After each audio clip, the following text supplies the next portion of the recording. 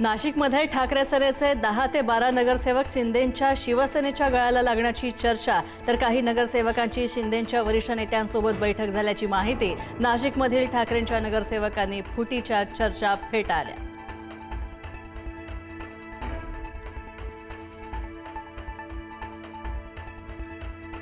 कर्जत नगरपंचायतीच्या नगराध्यक्षपदासाठी रोहित पवार, राम शिंदे एकत्र। नगराध्यक्षपदासाठी भाजप आणि शरद पवारांची राष्ट्रवादी एकत्र।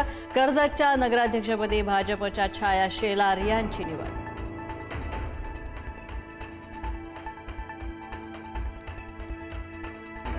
शरद पवारांच्या राष्ट्रवादीचे 5 ते 7 खासदार अस्वस्थ। पृथ्वीराज चव्हाण यांचा दावा, तर पवारांनी मेहनतीने खासदार निवडून आणलेत, अस्वस्थ होण्याचं कारणच नाही। राऊतांची प्रतिक्रिया, भाजपच्या आमदारांची खासदारांची भूक कधीही शमणार नाही। वडेट्टीवारांचाही टोला। महिला डॉक्टर मारहाण प्रकरणी नगरसेवक रमेश म्हात्रे यांना 3 दिवसांची पोलीस कोठडी, तर कल्याण न्यायालयानं 13 जुलैपर्यंत सुनावली पोलीस कोठडी। सोमवारी म्हात्रेंना त्यांच्या साथीदारांसह पुन्हा कोर्टात हजर करणार।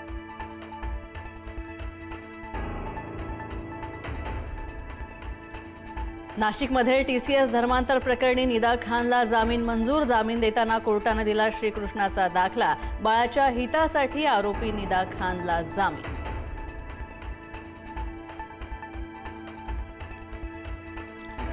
पिंपरी चिंचवडमधील मोची कचरा डेपो दुर्घटनेमध्ये 45 तासांनंतर सुद्धा शोधकार्य सुरूच। दुर्घटनेमध्ये एकाचा मृत्यू, अजूनही 8 कर्मचारी अडकल्याची माहिती। मुख्यमंत्र्यांची भेट देण्याची शक्यता।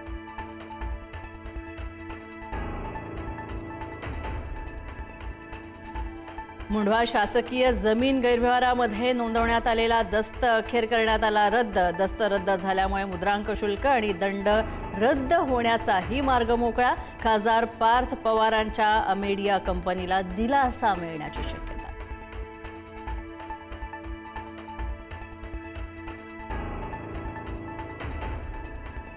राज्यातील मुदत संपलेल्या 15,636 ग्रामपंचायत निवडणुका लांबणीवर पडण्याची शक्यता। नव्या मतदार यादीनंतरच निवडणूक कार्यक्रम जाहीर होणार। नवीन वर्षही उजाडण्याची शक्यता।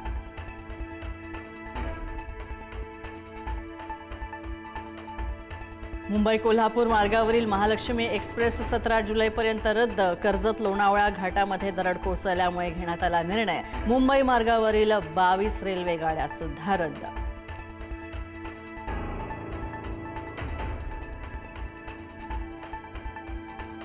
रत्नागिरीतील रघुवीर घाट पर्यटकांसाठी तात्पुरता बंद करण्यात आला। 9 जुलै ते 10 ऑगस्ट दरम्यान प्रतिबंधात्मक आदेश जारी। दरड कोसळण्याचा धोका वाढला। पावसाळ्यात रघुवीर घाट राहणार बंद।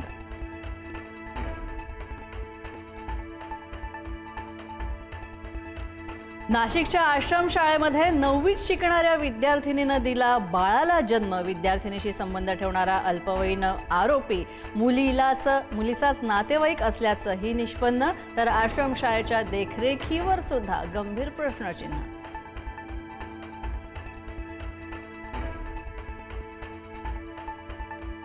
नागपूर आणि संभाजीनगरमध्ये FDAची धडक कारवाई। नागपूरमध्ये MS इंदोर नमकीन प्रोडक्ट्सवर FDAची धडक कारवाई। बुरशी लागलेली मिठाई, मुदतबाह्य अन्न करण्यात आलं जप्त, तर संभाजीनगरच्या फुलंब्रीतील सिद्धेश्वर दूध डेअरीवर सुद्धा FDAनं टाकली धाड।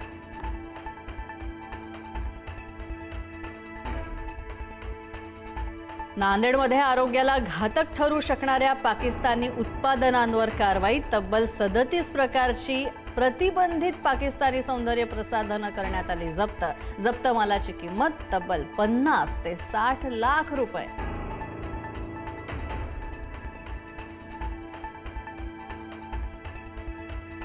ऑस्ट्रेलिया दौऱ्यादरम्यान पंतप्रधान नरेंद्र मोदी यांच्याकडून ऑपरेशन सिंदूरचा उल्लेख। ऑपरेशन सिंदूरच्या दरम्यान सर्वांनी डेमो पाहिला असेल मोदींचं विधान। दहशतवाद्यांच्या अड्ड्यावर स्फोट होताना आवाज जगात घुमत होता, मोदींचं वक्तव्य।